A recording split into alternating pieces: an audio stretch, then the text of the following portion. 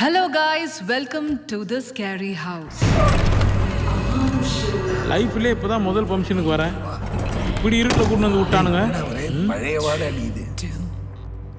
1. Nice meeting you. Hello ஓ கை விட்டு போறாயா? டேய் அத்தி போடுறா. All okay.